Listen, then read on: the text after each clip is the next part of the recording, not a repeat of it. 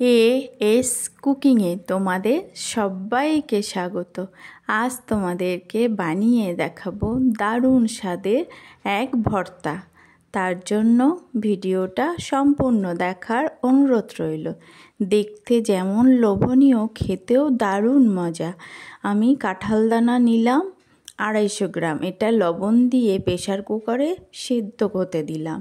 এইদিকে 2 পিস মাছ লবণ হলুদ মাখিয়ে সর্ষের তেলে বেশ লালচে করে ভেজে নেব। তোমরা যে কোনো মাছ দিয়ে এটা বানাতে পারো। 3টে সিটি দিয়ে বন্ধ করে রাখলাম। এবার মাছগুলো বেশ লালচে করে ভেজে তুলে নেব।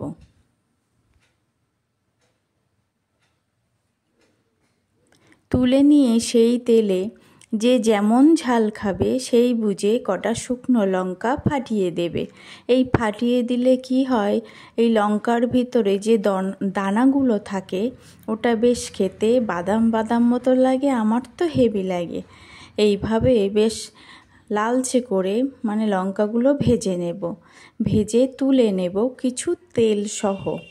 এবার সেই যা তেল আছে ওতে আরেকটু তেল দিয়ে 2টো কোচানো পেঁয়াজ দেব। পেঁয়াজটাকে বেশ লালচে করে ভেজে নেব। বেশ লালচে করে ভাজা হয়ে গেলে সেই সিদ্ধ করে রাখা একটু ঠান্ডা করে কাঁঠাল দানাগুলো হাত দিয়ে একটু ঘষলে না উপরের কালো অংশটা কিছু হলেও চলে যাবে। এটা সেই লালচে করে পেঁয়াজ ভাজার তেলে দিয়ে দেব। দিয়ে একটু নাড়িয়ে নেব, বেশি ভাজলে শক্ত হবে। ওইদিকে সেই ভেজে রাখা মাছটা হাত দিয়ে সুন্দর করে কাটা ছাড়িয়ে নেব। এবার কাঁঠাল দানায় অল্প লবণ আর অল্প হলুদ দেব। দিয়ে অল্প নাড়িয়ে চাড়িয়ে এটাকেও তুলে নেব। ভিডিওটা ভালো লাগলে অবশ্যই লাইক শেয়ার কমেন্ট করে জানিও কেমন হলো। আর সাবস্ক্রাইব করে পাশে থাকার অনুরোধ রইল। আর কমেন্টে অবশ্যই জানিও কাঁঠাল দানার এই রেসিপিটা তোমাদের কেমন লাগলো। আর বাড়িতে একবার হলেও বানিয়ে দেখো। এইবার কাঁঠাল দানাগুলো তুলে নিয়ে সেই মাছ দিয়ে লঙ্কাগুলো টিপে দিয়ে ভেজে রাখা সেই তেলগুলো দিয়ে সুন্দর করে একটা ম্যাশার দিয়ে ভালো করে এটাকে মেখে নেব।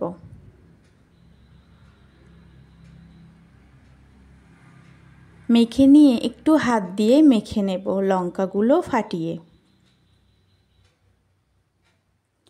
আমি একটু দানা রেখে মেখেছি, মুখে পড়লে বেশ খেতে সুন্দর লাগবে।